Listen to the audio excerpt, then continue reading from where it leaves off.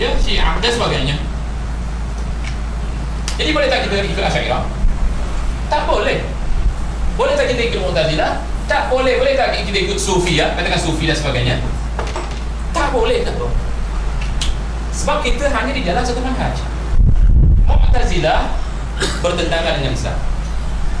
Ada satu hadis yang berbunyi sataftarik ummati ala 73 firqah. Di mana hadisnya? Cuba lihat.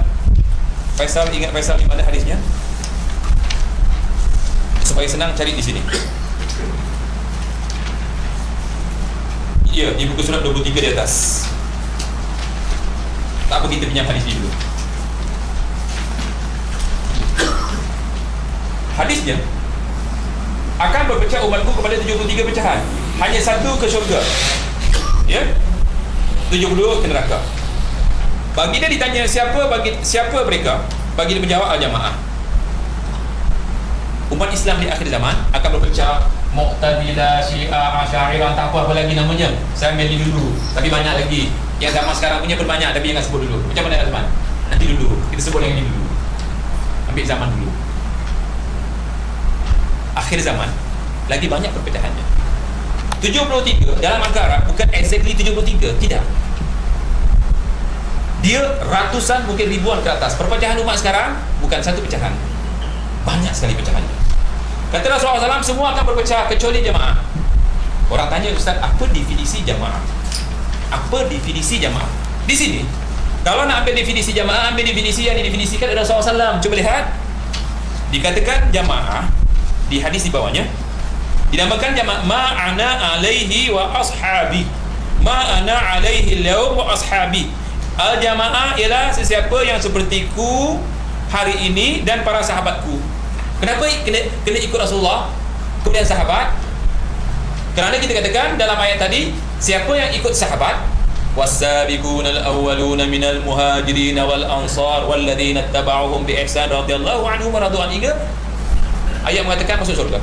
Adapun orang yang mula-mula dan awal-awal dan orang yang ittiba kepada mereka, siapa mereka? Sahabat. Allah redha. Oleh kerana Allah redha, dapat syurga yang mengalir di bawahnya sungai-sungai. Jadi nak cari keredaan Allah, ikut jamaah. Jamaah ini bukan ramainya. Jamaah ini ikutannya. Bila ikut sahabat, walaupun seorang diri, tetap jamaah. Cuba baca. Buktinya,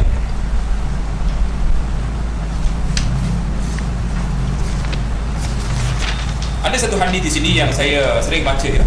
Kalau tak di sini saya akan bawakan hadis sendiri. Ya, di buku surat 20. Di buku surat 20 ada definisi jamaah. Yang paling jelas di buku surat 20 sebenarnya, ya. Cuba lihat di tengah. Al-jama'atu, iaitu yang serupa dengan apa yang ada pada diriku dan para sahabatku. Jamaah, yakni yang ikut Rasulullah dan ikut sahabat, itu jamaah. Kemudian di sini al-jama'atu ma wafaqal haq wa ikun tawahdak. Jamaah itu apabila mengikuti kebenaran, kembali kepada kebenaran, sekalipun engkau hanya seorang diri, keseorangan. Apa maksudnya? Apa maksudnya? Kena faham ni. Yang dikatakan jamaah bukan ramainya.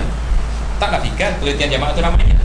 Jamaah bila mengikut kebenaran, itu ikut Quran, ikut hadis, walaupun seorang diri, dia dalam jamaah. Jamaah siapa? Jamaah Rasulullah. Jamaah siapa? Jamaah sahabat. Jamaah siapa? Jamaah salaf. Sebab salaf paling benar. Pernah berlaku kepada Imam Ahmad. Saya tak bawa bukunya hari ini. Yang fotostat buku ni sahabat kita Azman diberikan kepada saya. Habis saya baca buku. Pada zaman Imam Ahmad, kata Ibn Qayyim Al-Jauzi, pada zaman Imam Ahmad, tinggal Imam Ahmad seorang jamaah, tinggal dia seorang jamaah dari kalangan orang-orang alim yang ada. Faham tak kalimah ni? Zaman Imam Ahmad cuma Imam Ahmad seorang saja jamaah, yang mana ulama-ulama pada masa itu sudah syazun. Apa arti syazun? Rosak akidahnya. Apa ceritanya? Zaman Imam Ahmad, semua ulama-ulama mengatakan Quran itu makhluk. Semua ulama pada masa itu mengatakan Quran itu makhluk. Sedangkan ikut ahli sunnah wal jamaah, Quran itu kalamullah. Mungkin persoalan ini pun tak faham kita. Imam Ahmad memperkatakan bahawa Quran itu kalamullah, bukan makhluk. Kenapa Imam Ahmad memperkatakan ini kalamullah bukan makhluk?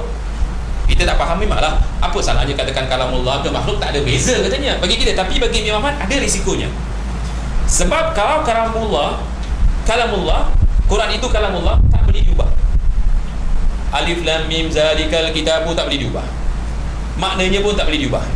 Tapi kalau Quran itu makhluk, boleh diubah makhluk. Seperti rumah ini kita boleh ubah. Seperti muka, seperti kulit Michael Jackson. Daripada hitam jadi putih, dia makhluk, boleh ubah. Hak dia boleh ubah.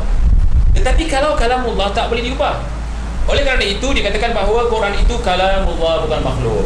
Sebab kalau Quran itu dikatakan makhluk, apa akibatnya, apa risikonya? Firasat orang alim jauh sampai kiamat, tapi firasat orang jahil sekarang. Imam Ahmad ditangkap, diseksa dalam penjara sehingga salah satu tangannya paralyzed. Cuma disuruh mengatakan bahawa Quran itu makhluk saja, tapi dia tak katakan. Apa risikonya? Bila kalau dikatakan Quran itu makhluk, Quran boleh diubah. Bagaimana Quran diubah?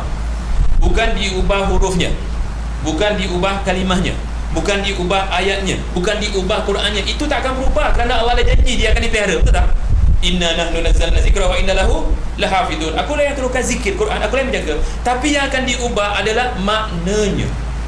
Contohnya, kalau kita pergi belajar di masjid tu, ada orang alim datang kan sekarang, cuba tanya tangan Allah. Allah mengatakan Al-Quran, ma mana'aka an tasjuda lima khalaqtu bi yadayya. Kenapa engkau ya iblis tidak mau sujud dengan Adam yang aku jadikan dengan dua tanganku? Tangan di sini apa? Kalau kita belajar di luar yang akidahnya Asy'ariyah, akidahnya Asy'ari, dikatakan tangan itu kuasa. Diubah tak? Diubah. Dalam Al-Quran, tangan itu tangan, bukan kuasa. Sebab tak ada satu hadis memandangkan kuasa. Tidak ada satu ayat Quran memandangkan kuasa. Sebab tangan di sini, kata Rasulullah SAW, amiruha kama ja'at. Terima dia sebagaimana didatangkan. Dia tangan, Allah punya tangan.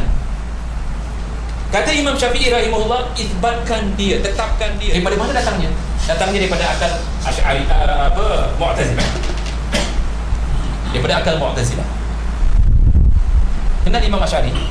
Kalau seorang-seorang ditanya sejarah Imam Abu Hasan Asy'ari, dia tak kenal. Tetapi dia pegang akidahnya. Dia tak kenal orang tu, dia pegang akidahnya. Saya tak kenal dengan doktor. Doktor mengatakan sesuatu, saya tak kenal, tak tahu apa, saya pegang. Salah je. Kita pegang bila kita tahu siapa orang tu. Kalau kita tanya siapa Imam Asy'ari, tak tahu, dia tahu Asy'ari saja. Sedangkan Imam Asy'ari riwayat hidupnya 2.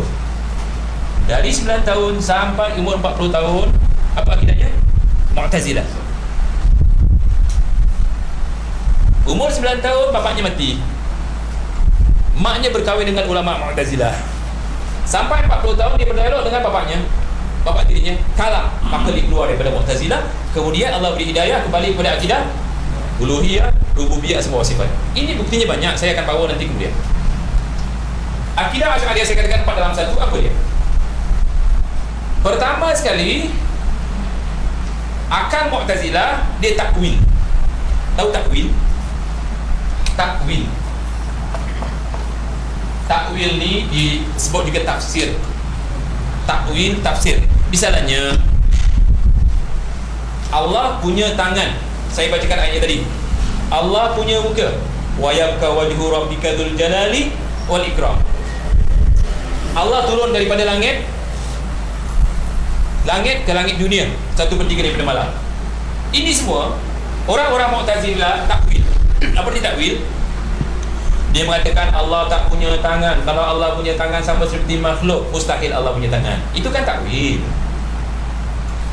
Bagi kita, ya Allah punya tangan. Apa dalilnya? Quran mengatakan punya tangan. Kata Imam Syafi'i, kata Imam Az-Zahabi, kata Imam Nawawi,